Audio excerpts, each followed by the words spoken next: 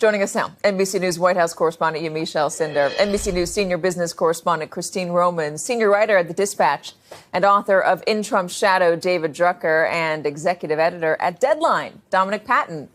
Okay, Christine, I'm going to begin with you on this. We talked about the dolls last week, and you thought it was going to resonate. It certainly has. Some people are calling it Donald Trump's Marie Antoinette moment. It is a message that he's sending to his voters that you're just going to have to deal with whatever I decide is best. And the markets certainly aren't responding well to that either. It's so interesting to me. The president keeps talking about this transition that we're going to be going through. And frankly, the American people elected him because they didn't like the last transition that they were going through post-COVID when inflation was too high. And now he's trying to sort of message that you're going to have fewer choices and they're going to cost more money. And that's going to be good for you longer term. It also strikes me, which is so interesting, when you look at free market, patriotic capitalist Wall Street, you have a Republican president who's saying, this is what you should buy. Oh, by the way, I'm going to tell CEOs what they should do if I don't like it. And I'm going to enact tariffs, which, nobody's really done on a broad-based basis because they kind of aren't good for you. So it's just a fascinating place here. And the dolls thing, the doll comment, I think, has just resonated far longer than anything else I've heard from him in the past few days. Do you have that Bernie Sanders quote that I wanted to bring up? Oh, yeah, the Sanders quote. This is from May 2015, when I had forgotten about this, and you brought it up. You don't necessarily need a choice of 23 underarm spray deodorants or of 18 different pairs of sneakers when children are hungry in this country. Claire, where is the Congress? I mean, they have the authority on tariffs. This shouldn't be a partisan issue other than their servitude to Donald Trump. But these are jobs. These are the kinds of voters that even Donald Trump used to care about, certainly the kinds of voters that Democrats and Republicans fight mightily for during election years. Where are the politicians? Well, the Republican politicians are nervously studying the polls. They are watching. Most of them think this is a terrible idea. Most of them, frankly, in their bones, are more free traders than trade wars. They've watched as Xi has basically given Trump the back of his hand. Xi hasn't called and bent a knee. Xi knows he doesn't need to worry about his political popularity. And he knows the impact is going to be severe, especially it's going to happen quickly and it's going to be all across the country. So these Republican members of Congress right now, the Trump base is saying, well, he's doing the right thing, but they haven't felt it yet. Watch what happens when those poll numbers stop to drop among the Trump base. Then you'll see some of them regain their sanity or maybe courage. But on the other hand, there's going to be a really calcified group of Trump supporters that won't go anywhere, no matter how bad it is. And they're still going to be afraid of them in terms of primaries.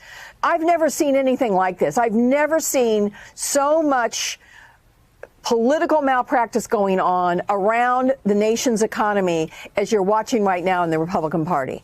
I mean, Claire, politics aside, it is a national security issue to have one individual destroy the global economy and no one says a word. It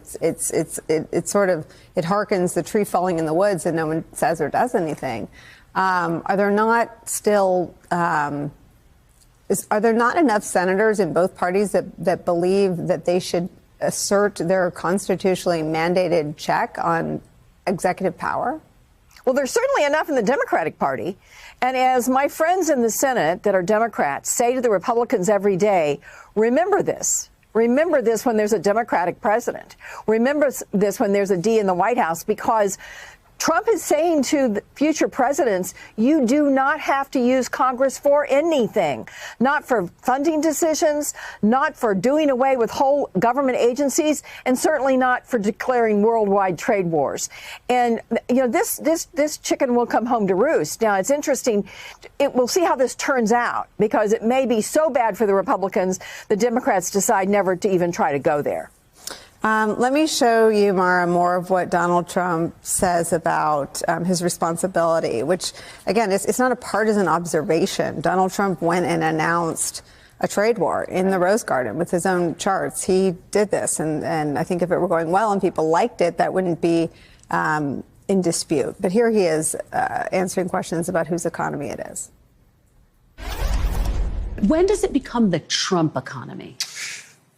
It partially is right now. And I really mean this. I think the good parts are the Trump economy and the bad parts are the Biden economy, because he's done a terrible job. He did a terrible job on everything, from his auto pen, which I'm sure he knew nothing about some of the things he was supposedly signing, to immigration. You look at what happened with immigration, how bad it was. But, sir, you acknowledge when you announced your tariffs, for example, the stock market dropped. It's been volatile. It has since gone up. It is, Do you but now take it's responsibility Look at for today. that? Yeah. Do you take responsibility when it drops? Ultimately, I take responsibility for everything, but I've only just been here for a little more than 3 months.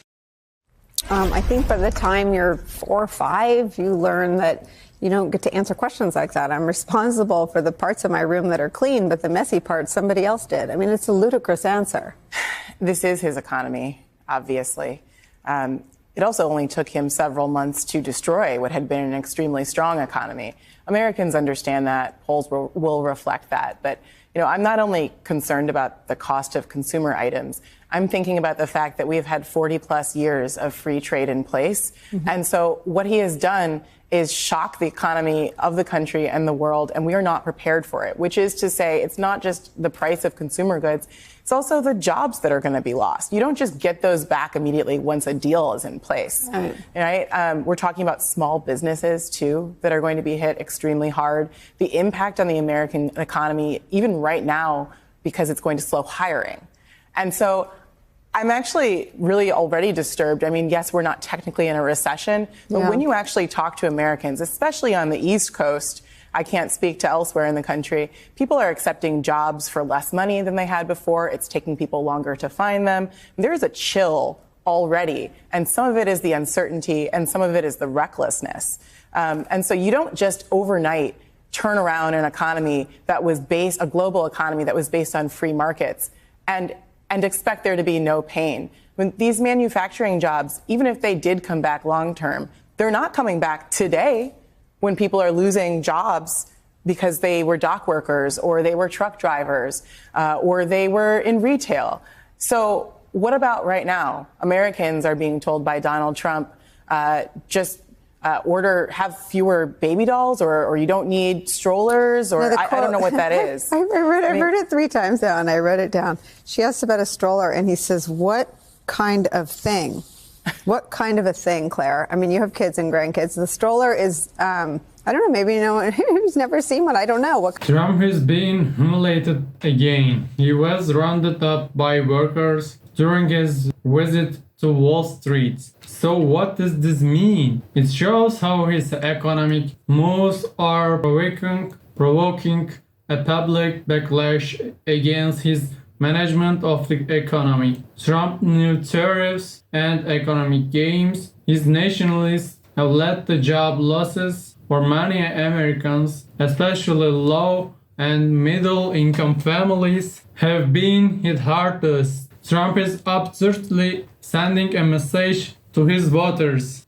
Voters, do less because that's what I want, which is a dictatorial approach. There's also a proposal for a 100% tariff on the move industry. So this is another one of Trump's absurdities. So it's not only a cultural backward step, it's also a clash with the unions. Given the difficulties that Hollywood has been going through in recent years, it is not in the national interest, nor is it in the economic or national interest to sink the industry even further. Trump wants to lure big productions from abroad to the US, but either he does it with threats of sanctions without a realistic plan, or does it approach only further weakens the workforce in the industry, and everyone can see that